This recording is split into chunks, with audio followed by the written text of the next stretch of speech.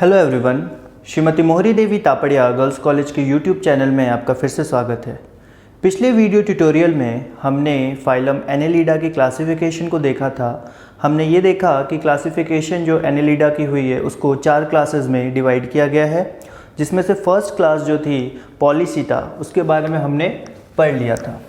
Annelids को 4 classes में divide किया गया था, जिसमें से फर्स्ट क्लास पॉलीसिटा अपन ने पढ़ ली थी।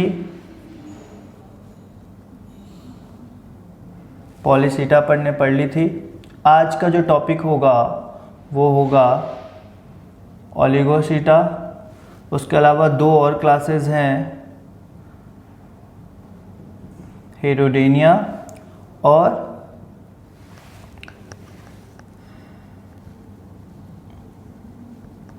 आर्कियानेलिडा। तो ये टोटल 4 क्लासेस हैं, जिनमें से फर्स्ट क्लास अपन ने ऑलरेडी डिस्कस कर लिया है पिछले वीडियो में। तो आज के वीडियो में हम बाकी के जो 3 क्लासेस हैं उनके बारे में देखेंगे। ओके, सो स्टार्ट करते हैं आज का video.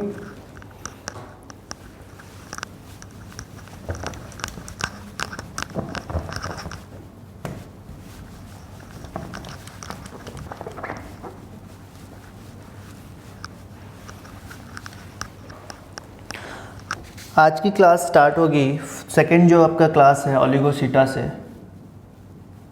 Class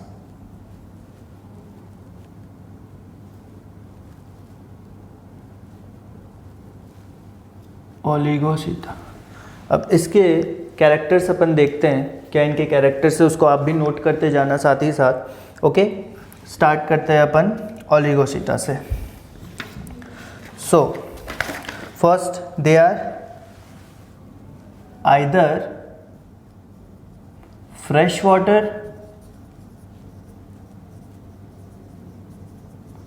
or terrestrial organism। terrestrial organism, ठीक है। या तो ये फ्रेश वाटर ऑर्गेनिज्म होंगे, अदरवाइज ये टेरेस्ट्रियल फॉर्म पे पाए जाएंगे। That means both land and water, दोनों जगह पाए जाएंगे। मैराइन वाटर में ये नहीं पाए जाते हैं। नेक्स्ट अपन देखते हैं, इनके अंदर जो सेगमेंटेशन पाई जाएगी is both external and internal. Is both external and internal. Segmentation bodies पे जो सेगमेंट होते हैं वो बाहरी तरफ भी होंगे और अंदर की तरफ भी होंगे। ओके, नेक्स्ट पॉइंट अपन देखते हैं, head is not distinct. Head जो है वो डिस्टिंक्ट नहीं होगा, मतलब अलग से हेड नज़र नहीं आएगा। एक अलग स्पेशल कैरेक्टर होता है ना कि हाँ भाई हेड आप सामने देख के पता लग जाए, तो वैसा नहीं होगा। So head is not distinct. Next point देखते हैं, parapodia is absent. Parapodia is absent. Parapodia किस चीज़ में हेल्प करता था? पारापोडिया हेल्प करता था लोकोमोशन के लिए।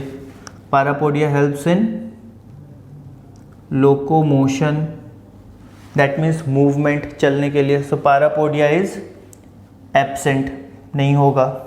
उसके बाद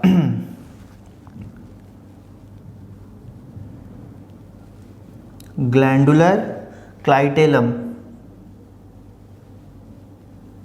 is present. Glandular clitellum is present for cocoon formation।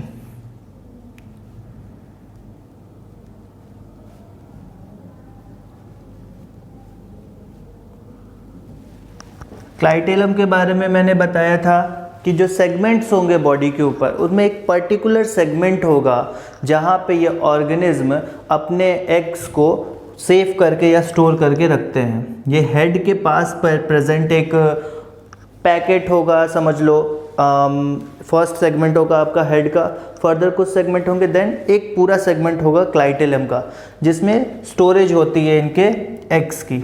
वहीं पे कुकून की स्टोरेज होगी और कुकून फॉर्मेशन होगा, कुकून वहीं फॉर्म होगा और वहीं पे स्टोर्ड रहेगा। ओके, देन फर्दर वो बाहर आएगा। So glandular clitellum is present for cocoon formation. Next अपन देखते हैं, they are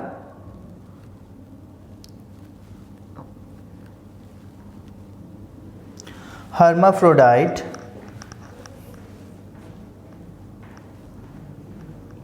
hermaphrodite testis anterior to ovaries.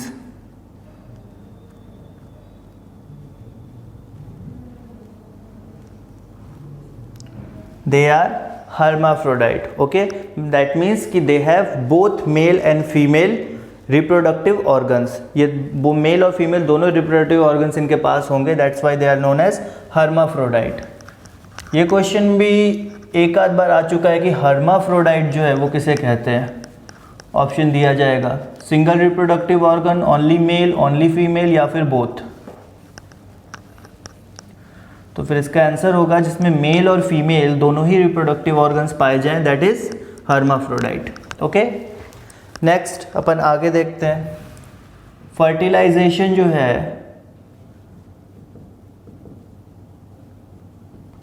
Fertilisation is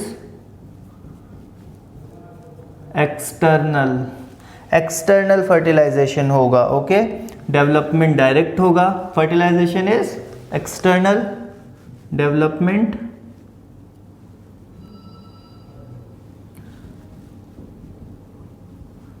direct. Direct development का मतलब कोई भी लार्वल स्टेज नहीं होगा, नो लार्वल स्टेज, किसी भी टाइप का कोई लार्वल स्टेज नहीं होगा। ओके, इसका कोई भी अगर आप एक एग्जांपल लिखना चाहो तो आप लिख सकते हो, दैट इज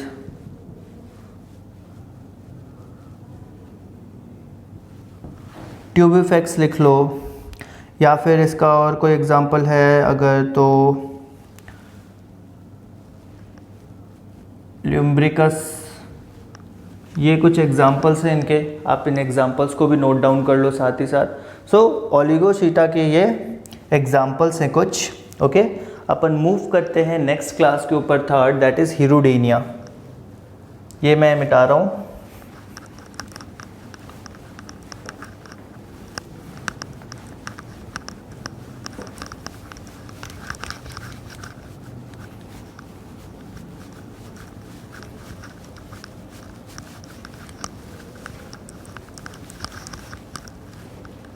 ओके, अब है क्लास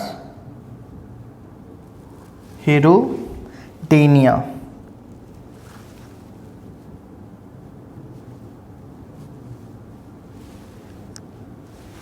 इनके बारे में देखते हैं, इनकी क्या स्पेशलिटी है।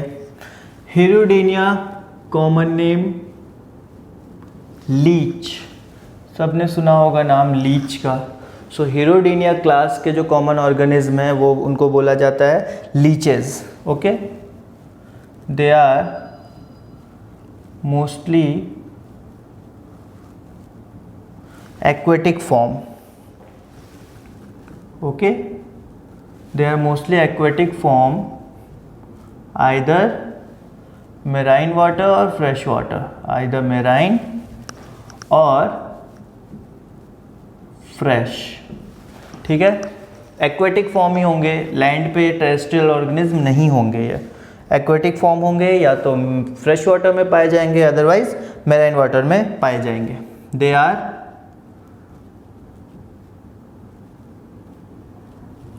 ectoparasites. They are ectoparasites. They are blood sucking carnivores. Parasite से मतलब किसी और ऑर्गेनिज्म पे डिपेंड रहेंगे। एक्टोपैरासाइट किसी और ऑर्गेनिज्म के अंदर नहीं पर बाहर उसके बॉडी से सटे हुए, उसके बॉडी से चिपके हुए, वैसे organism ectoparasite blood sucking organism, blood सक करेंगे, बिकॉज ब्लड सक करके ये जिंदा रहते हैं, so that's why they are carnivorous. Okay, so बाहरी पैरासाइट है पर बाहर से अटैक करेंगे, बाहर से अपने होस्ट से अपने न्यूट्रिएंट्स लेंगे। थर्ड अपन देखते हैं, third is body is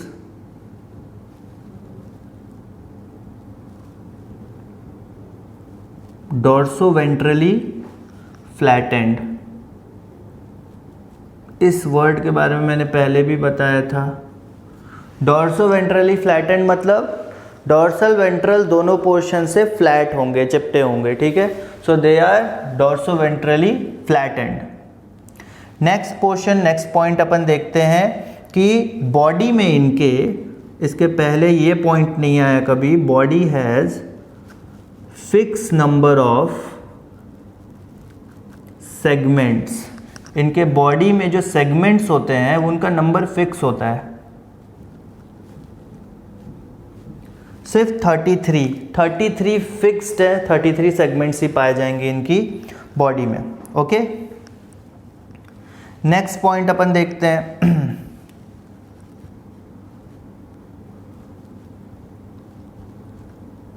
segmentation is external. Okay, externally segment दिखेंगे, कितने सेगमेंट्स दिखेंगे?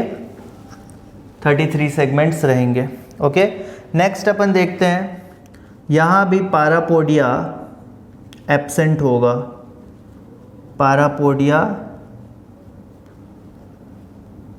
एब्सेंट। ओके, पारापोडिया यहाँ भी एब्सेंट होगा, लोकोमोटरी ऑर्गन नहीं होगा। अब इनके बॉडी के एंटेरियर और पोस्टीरियर दोनों ही एंड पे सकर्स प्रेजेंट होंगे, ब्लड सकर्स प्रेजेंट होंगे ईच पोर्शन। मैं इसको रब कर रहा हूँ, ठीक है। So each side of the body, either posterior end or the anterior end, both end contains suckers.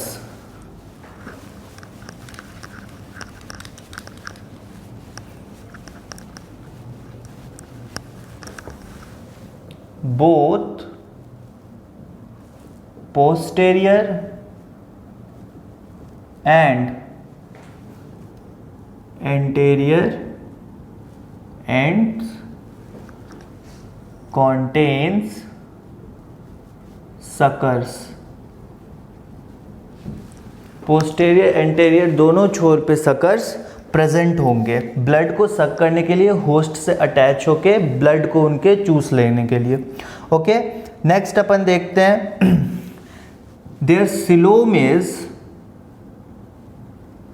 Much reduced. Their coelom is much reduced. सिलोम होगा बट वो बहुत ही ज़्यादा reduced फॉर्म में होगा, बिकॉज उसके जो एरिया होगा, सिलोम का जो पार्ट होगा, जो पोर्शन होगा, वहाँ पे बोट्रॉइडल टिश्यू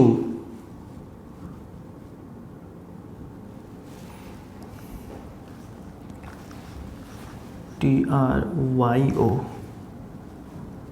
बोट्रॉइडल टिश्यू ये भरा हुआ रहेगा, ये प्रेजेंट रहेगा। सो बोट्रॉइडल टिश्यू एक टाइप का कनेक्टिव टिश्यू है जो कि सिलोम का जो है रिड्यूस फॉर्म, क्योंकि ये इन्वेड करेगा, इट इन्वेड्स सिलोम, मतलब सिलोम के पोर्शन के जगह को घेर लेगा, मतलब उसके चला जाएगा और इसको हटा के सिलोम का पोर्शन तो बचेगा नहीं, उसकी जगह ये भर जाएगा, पूरी की पूरी जगह बोट्रॉइडल टिश्यू भर जाएगा। Okay, so it invades coelom और पार्ट ऑफ सिलोम या space of coelom. Botryoidal tissue it's a type of connective tissue, it's a type of connective tissue. Okay, next point अपन देखते हैं, next is they are hermaphrodite. Again, both male and female reproductive organs are present. They are hermaphrodite.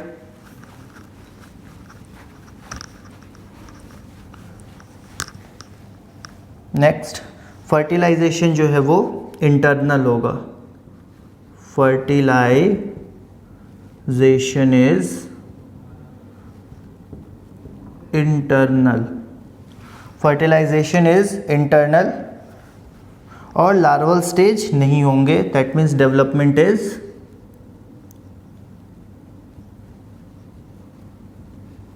Direct without larval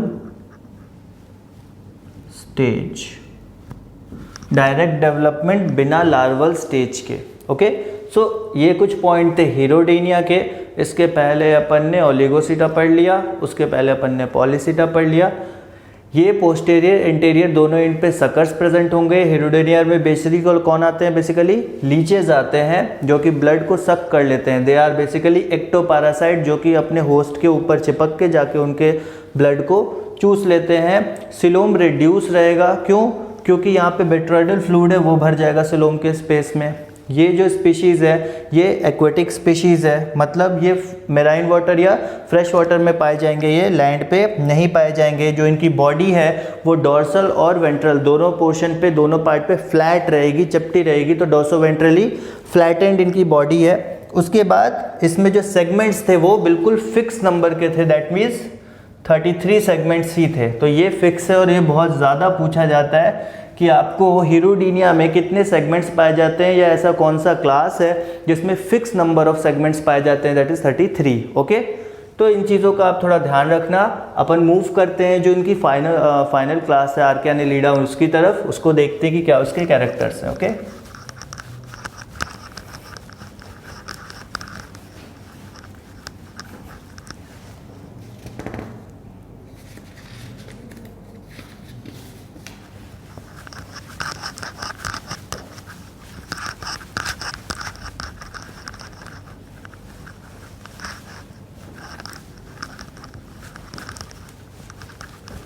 okay, now class, it is the 4th class.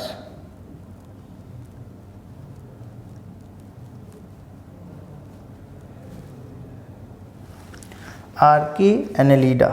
Okay, 4th class को देखते हैं क्या है इनका specialisation.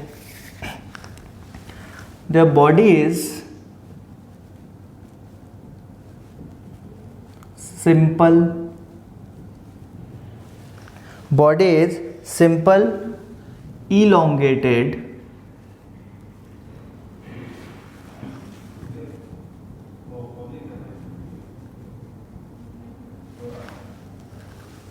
body is simple elongated vermiform and thread like।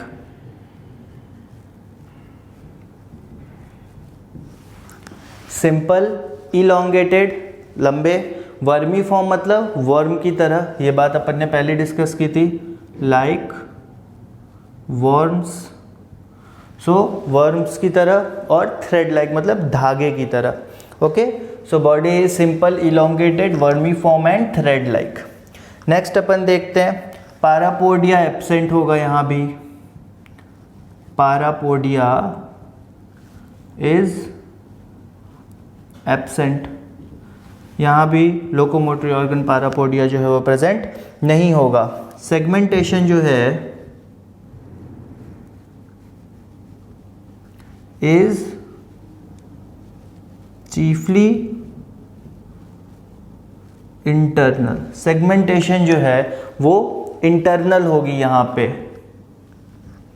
Mostly internal, not 100% but mostly internal segmentation होगी।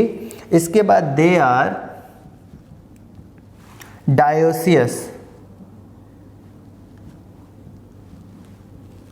Dioecious मतलब दो क्या कहते हैं सेक्स को रिप्रेजेंट करने वाले, और hermaphrodite,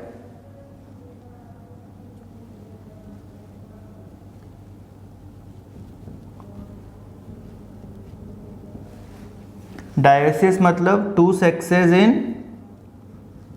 different individual, that means अलग अलग सेक्स होंगे। मोनोसियस मतलब सिंगल सेक्स एक ही पे, हर्माफ्रोडाइट का अपोजिट होगा ये, मतलब अलग अलग इंडिविजुअल में एक मेल होगा तो एक फीमेल होगी। Okay, so dioecious means one is male then other is female, hermaphrodite means single individual they contain both male and female reproductive organ, that is hermaphrodite, and dioecious is either male or female. Okay, next अपन देखते हैं development जो है indirect होगा, that means larval stage आएगा. Development is indirect with trochophore larva. बताया था इसके बारे में, it is a free swimming larva, trochophore larva. अब इसका जो एग्जाम्पल आप यहाँ पे अलग से लिख लो, एग्जाम्पल इज पॉलीगोडियस या फिर डायनोफाइलस.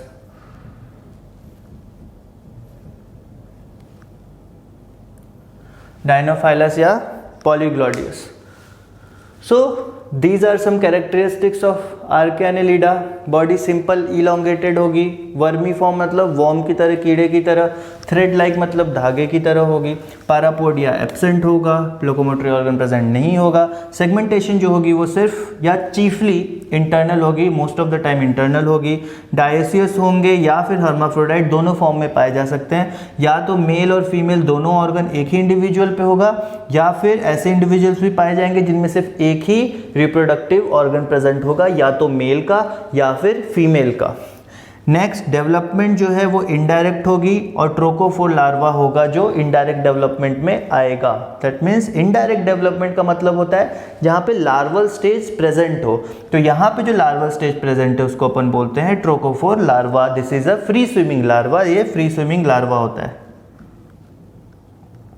Free swimming larva. ओके, सो इन 4 क्लासेस में हमने एनेलिडा के बारे में पढ़ा. फाइलम एनेलिडा को इन 4 क्लासेस में बेसिकली डिवाइड किया गया था. हमने एनेलिडा के कैरेक्टरिस्टिक्स देख लिए थे, इन चारों क्लासेस के कैरेक्टरिस्टिक्स देख लिए, और इन चीज़ों को आप अच्छे से अपने कॉपी में नोट कर लेना, पॉइंट बाय पॉइंट इसको अच्छे से बना लेना ताकि आपको बाद में याद करने में आसानी रहे. एंड अगर आपको ये वीडियो दिन पसंद आई हो, प्लीज़ इस वीडियो को लाइक कीजिएगा, इसको शेयर कीजिएगा और इस चैनल को सब्सक्राइब कीजिएगा. मिलते हैं एक अगले वीडियो में एक अलग टॉपिक के साथ. Thank you very much.